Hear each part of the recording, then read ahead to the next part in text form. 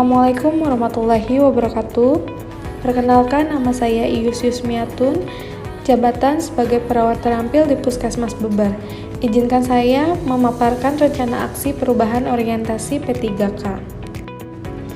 Dari rencana aksi ini mempunyai latar belakang yaitu diabetes mellitus atau yang sering dikenal dengan DM didefinisikan sebagai suatu penyakit atau gangguan metabolisme kronis dengan multi-etiologi yang ditandai dengan tingginya kadar gula darah disertai dengan gangguan metabolisme karbohidrat, lipid, dan protein sebagai akibat infisiensi fungsi insulin. International Diabetes Federation 2019 menjelaskan bahwa diabetes mellitus merupakan salah satu penyakit kronis paling umum di dunia. Terjadi ketika produksi insulin pada pankreas tidak mencukupi atau saat insulin tidak dapat digunakan secara efektif oleh tubuh. Berdasarkan data IDF 2021, Indonesia memiliki sekitar 19,5 juta penderita diabetes mellitus dan menduduki peringkat kelima dengan jumlah penderita diabetes mellitus terbanyak di dunia. Puskesmas Beber terletak di wilayah Kecamatan Beber yang terdiri dari 10 desa dengan jumlah penduduk 47.022 jiwa. Berdasarkan hasil catatan kunjungan pasien dengan diabetes mellitus 3 bulan terakhir dari Desember sampai dengan Februari, jumlah penderita DM yang berkunjung meningkat dan hasil wawancara terhadap 20 pasien diabetes mellitus dan keluarga yang berkunjung ke puskesmas ditemukan 12 pasien yang belum paham tentang diabetes mellitus.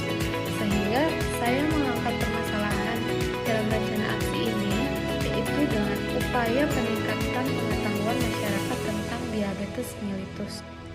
Maksud dan tujuan rencana aksi ini, yang pertama ada tujuan umum, peserta mampu memahami program orientasi serta mengenal nilai dan etika instansi pemerintah serta mengaktualisasikan nilai-nilai dasar ASN berakhlak dan bela negara. Tujuan khususnya yang pertama, melakukan pengkajian dasar pada individu pasien. 2. Melakukan komunikasi terapeutik dalam pemberian asuhan keperawatan individu.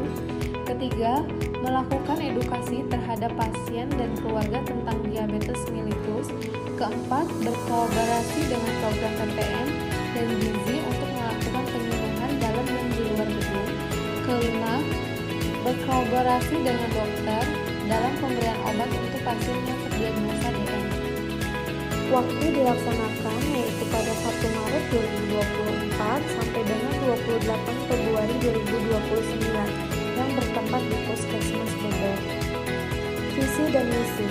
Visi, terwujudnya Kabupaten Cirebon bersih, inovatif, maju, agamis, dan aman. Misi, yang pertama, Kabupaten Cirebon bersih, mewujudkan tata kelola pemerintah yang bersih, melayani, akuntabel, dan profesional.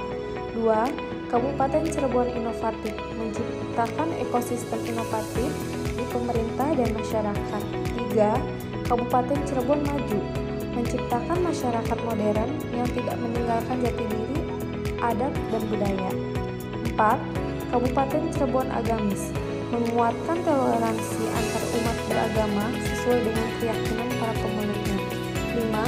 Kabupaten Cirebon aman, menciptakan lingkungan yang asri, aman, dan nyaman. Selanjutnya, ada struktur organisasi Dinas Kesehatan Kabupaten Cirebon. Dasar hukum yang pertama, Pergub nomor 1 tahun 2022 tentang kedudukan, susunan organisasi, tugas dan fungsi serta tata kerja perangkat daerah Kabupaten Cirebon. 2. Pergub nomor 6 tahun 2022 tentang tugas, fungsi, dan tata kerja Dinas Kesehatan. Selanjutnya, nilai dan etika OPD. Rencana strategi adalah suatu dokumen perencanaan yang berorientasi pada hasil yang ingin dicapai dalam kurun waktu 1-5 tahun, sehubungan dengan tugas dan fungsi puskesmas, dengan memperhitungkan perkembangan lingkungan strategis yang digunakan untuk melakukan proyeksi kondisi pada masa depan. Di dalam lensa ini digambarkan tujuan, sasaran, kebijakan, kebijakan, program, dan kegiatan yang merupakan proses berkelanjutan dari pembuatan keputusan. Tujuan penyusunan strategi ini yaitu sebagai salah satu persyaratan administrasi yang harus dibuat berupa dokumen 5 tahunan dari Puskesmas Beber untuk menerapkan PPK BLUD, menjabarkan gambaran tentang kondisi Puskesmas Beber dan roadmap dalam mengarahkan kebijakan alokasi sumber daya Puskesmas Beber untuk pencapaian tujuan organisasi yang mengacu kepada Rensta Dinas Kesehatan Kabupaten Cirebon.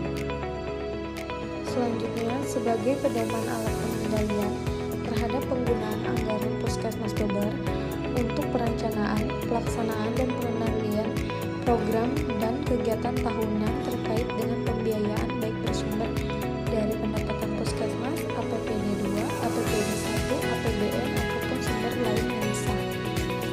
Terjadinya satu tolak ukur untuk mengukur pencapaian kinerja tahunan Puskesmas Beber sesuai dengan arahan kebijaksanaan operasional BLUD untuk mempersatukan langkah penggerak serta komitmen seluruh staf Puskesmas Beber meningkatkan kinerja sesuai standar manajemen dan standar mutu layanan yang telah ditargetkan dalam dokumentasi perencanaan. Kapasitas pelayanan Puskesmas Beber sebagai puskesmas kawasan perdesaan.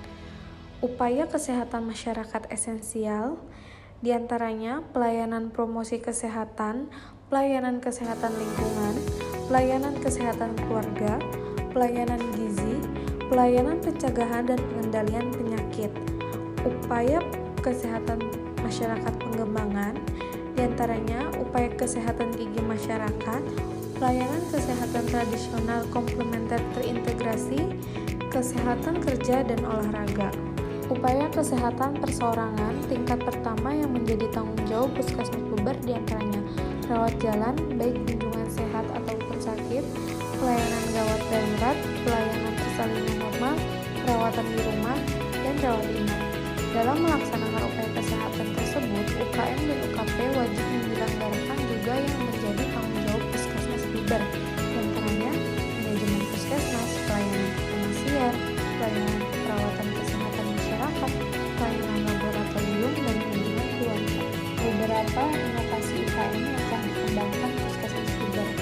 1. Pusat herbal tanaman obat keluarga atau pusat toga, diantaranya kantin gerakan masyarakat sehat atau kantin germas, konseling herbal, penyediaan obat herbal tradisional, dan gerakan pagar rumah herbal katuk geprak.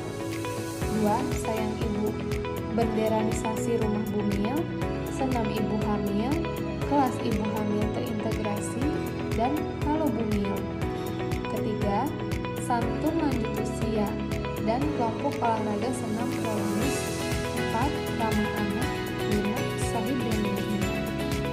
Beraneka ragam lainnya, layanan yang ditawarkan kepada pelanggan Puskesmas Beber. 1. Layanan klinik sanitasi. 2. Layanan konsultasi terpadu, konseling gizi dan konseling ASI. 3. Layanan psikologi. 4. Layanan ramah anak.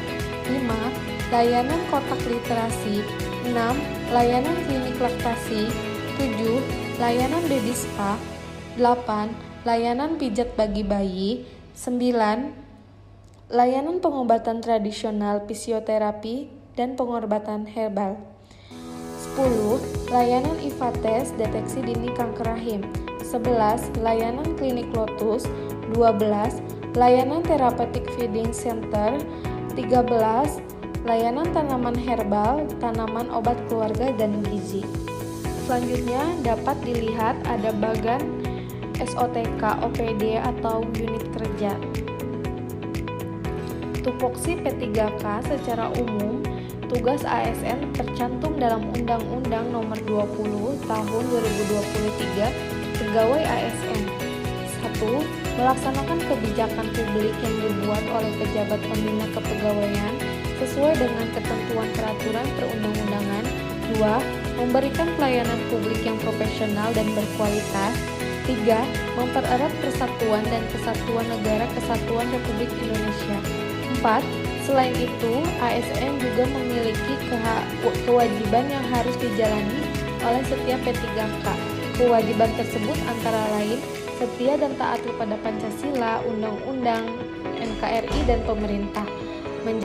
Selanjutnya, tugas jabatan fungsional perawat terampil di Puskesmas Bebar yaitu melakukan kegiatan keperawatan yang meliputi: pertama, melakukan pengkajian keperawatan dasar individu. 2. Melakukan komunikasi terapeutik dalam pemberian asuhan keperawatan. 3. Melaksanakan edukasi tentang perilaku hidup bersih, sehat dalam rangka melakukan upaya promotif. 4. Memfasilitasi penggunaan alat-alat pengaman pelindung pada pasien untuk mencegah risiko terjerat individu dalam rangka upaya preventif. Selanjutnya di sini ada rencana hasil kerja P3K. Matriks rencana hasil kerja P3K bisa dilihat dari bagan berikut. Selanjutnya, kesimpulan dari rencana aksi tersebut. Yang pertama, mengenal tugas dan fungsi sebagai ASN. 2. Menjadi pegawai profesional. 3. Mengenal struktur pemerintah daerah. 4. Pengembangan diri dan perencanaan kerja. Selanjutnya saran. Yang pertama, bagi sesama peserta diharapkan semua peserta dapat menjelaskan tugasnya dengan baik. Kedua, untuk kepala puskesmas memberikan bimbingan dan arahan yang berkelanjutan kepada P3K agar dapat bekerja secara maksimal. Ketiga, untuk dinas kesehatan pentingnya untuk mendukung pengembangan kompetensi P3K melalui pelatihan dan program pengembangan profesional. Keempat, untuk pemerintah Kabupaten Cirebon memberikan dukungan secara penuh terhadap kebijakan yang diinisiasi oleh Dinas Kesehatan, terutama yang bertujuan untuk meningkatkan kinerja dan kualitas pelayanan P3K. Cukup sekian pemaparan dari saya, kurang lebihnya mohon maaf. Terima kasih. Wassalamualaikum warahmatullahi wabarakatuh.